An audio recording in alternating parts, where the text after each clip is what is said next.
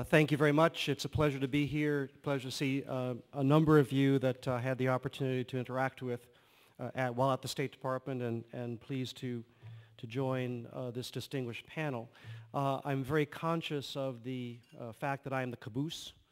We've been talking for quite some time, and I'm sure that in the time remaining you may well have questions of us, so I will try to keep my remarks brief as well. I want to pick up where a couple of my colleagues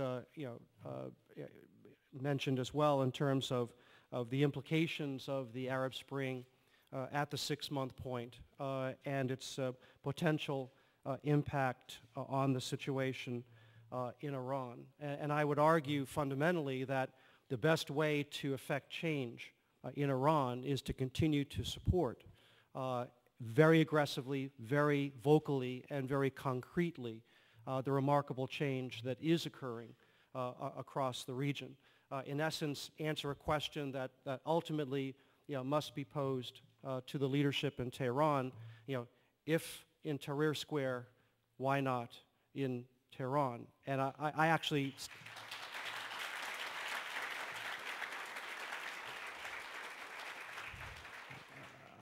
am cautiously optimistic that change is inevitable. The change that we're seeing in the Middle East cannot be reversed. The Middle East cannot go back to where it was. Now, that's not to say that change is inevitable. We're obviously already seeing a counter-revolution, if you will. What we're seeing in the Middle East is a revolution, but it also involves evolutions, if you will, that obviously the governments in Tunisia and Egypt were caught by surprise. But in Syria, in Bahrain, in Tehran, even in China, they're not being caught by surprise. They're now responding aggressively to what they're seeing, and ultimately the best policy that the United States and the national community can have is to do whatever it takes to promote the kind of change that we want to see in the Middle East, and ultimately, whether it's sooner, we hope, I fear perhaps a little bit later, that change will inevitably come to Tehran as well, because Tehran is not immune to what we're seeing going on in Tahrir Square, in what used to be called Pearl Square before they blew it up. But inevitably, with the reality of the 21st century, the connectivity that people have, the connectivity that we did see in the 2009 election in Iran that was stolen by the people, or stolen from the people of Iran, the power of the young people, many of you who are here today, these are the agents of change. They cannot be denied. They can be delayed, but they cannot be denied. Now, when you look at what's happening in the Middle East right now, obviously we will see new governments in Tunisia and Egypt. They will not be perfect. And I think as we look for historical parallels, I'm approaching my 60th birthday, so in my lifetime, among the seminal events, obviously was the events between 1989 and 1991, and I do think there are some important parallels. I think the most important parallel is that, notwithstanding the remarkable change that we've seen in Europe, here 20 years later the job is not done. And I think the one dilemma that we have is that when change did occur beginning in 1989, there were the unifying forces, the pull of NATO and the EU that attracted the countries of Central and Eastern Europe. Obviously, that same dynamic does not necessarily exist in the Middle East. But if we show the same kind of commitment that Republican and Democratic administrations over 50 years showed against the specter of communism and the Soviet Union, and more importantly offered an alternative vision that can catalyze and attract people throughout the region, then the same kind of change can occur in the Middle East that we saw occurred in in Europe as well. Now, what should U.S. policy be, going forward? I just left the administration 2 months ago. I was standing at a podium much like this as the events were happening in Tunisia and Egypt and beginning in Libya at the time I left.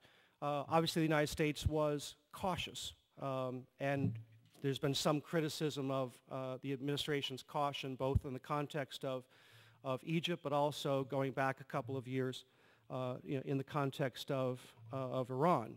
As I think Porter and others said, it is the policy of the United States of America to see a different kind of government, a more constructive and responsible actor in the region in Iran. The question is not if, the question is when and how to effect that change. I think that the caution the Obama administration showed in 2009 in withholding significant response to the election in Tehran, in my mind, was appropriate for a very simple reason. It's always been easy for leaders in Tehran to talk about the great Satan and to make a nationalistic issue about the United States and the threat the United States poses to Iran. By staying relatively quiet, we made that story about the regime and a stolen election. And what we've seen since then is the steady delegitimization of the regime in Tehran and a fundamental shift even in Moscow and in Beijing to attitudes towards Tehran. Now, as Stu pointed out, some of these countries are problematic in terms of full implementation of sanctions and keeping the kind of pressure on the Tehran regime that is necessary, but let there be no doubt. We are seeing both on the political side, on the economic side, certainly within Iran itself, fissures that have developed. They are visible. We see them regularly in the current tussle that exists between President Ahmadinejad and those who are opposing him. This will ultimately crystallize in a change in the nature of governance in Iran. Again, it may take some time. I think it will take a number of years. And so what do we do about that? The President said the other day in his speech that it is the policy of the United States to support those who are reformers in the region. We have to make sure that we are translating that political commitment into real action and also real resources. I disagree with Porter in terms of tiptoeing around the situation in Libya. We have militarily intervened in Libya. We are demonstrating assertively to those who are resisting change that the international community is prepared to take aggressive action when necessary to protect civilians, but more importantly to preserve forces of reform for fundamental change where power transfers from the autocrats that have been in power for 30 or 40 years to the people. That is our policy. How can we best do that? I think that while we have been cautious, and understandably so up to this point, it is now time for the United States to more assertively embrace publicly as well as privately and through concrete action and the commitment of real resources to the administration, to the United States policy to promote change that will start in places like Tunis and Cairo and inevitably arrive in Tehran as well.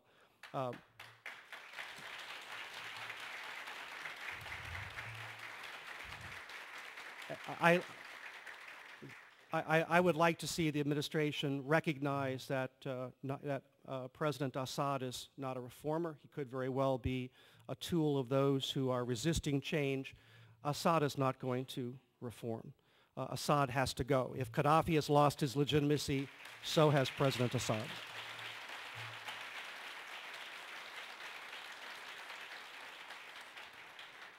But I think most importantly, what we need to do is to make sure that the reformers in the region have an early success. And to me, a change in Tehran begins fundamentally in Cairo. there is a unique opportunity here. Much like we saw in 1989, the status quo has given way. Something is going to change. We're not going to go back to where it was. Now, Stu and others have outlined that there are risks involved here. Absolutely. There are unknowns involved here. Absolutely. But if the region is going to change, while we, the United States, cannot control this change, I think we have to give credit to the region. These are indigenous movements. Change is going to occur from the bottom up. It's not going to be imposed, from the outside in. But we have to be in a position where we can help shape change and support people and institutions that can bring democratic governance, to the region as a whole, including to Tehran.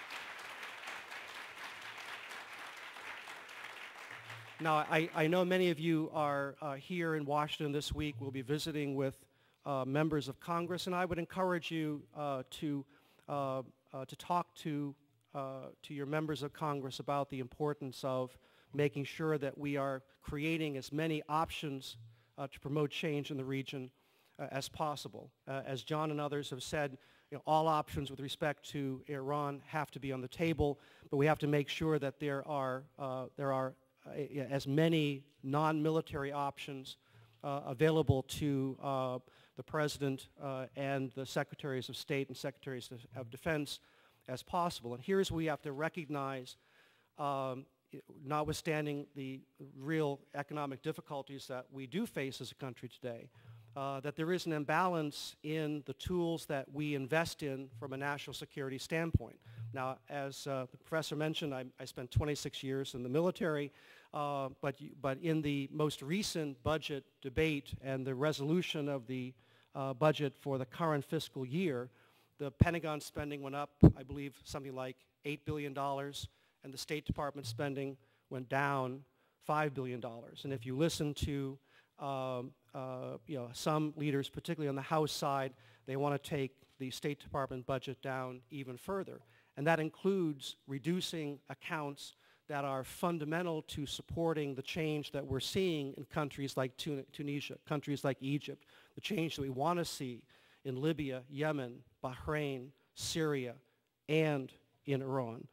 So we have to make sure that we actually have not only the right strategy, but we have to have the tools and the resources available, whether they're economic, political, social, democratic. And this is the message that we need to say to Congress. Congress has a vitally important role to play, and Congress showed last year the very important role it played in passing national sanctions to augment the UN Security Council resolution that has put real pressure on Iran and has, as Stu said, raised the cost of Iran doing business. But we have to make sure that we continue for as long as it takes, whether it's years. In my sense, it'll probably be a decade or two. We have to show the same kind of commitment at this opportunity for fundamental change in the Middle East, the same kind of determination and commitment that we showed throughout the Cold War, an effort that we ultimately were successful in. I think we can have the same success in helping the Middle East transform, including fundamental change in Tehran, but we have to continue to show the same kind of commitment that we did over the past half century. Thank you very much.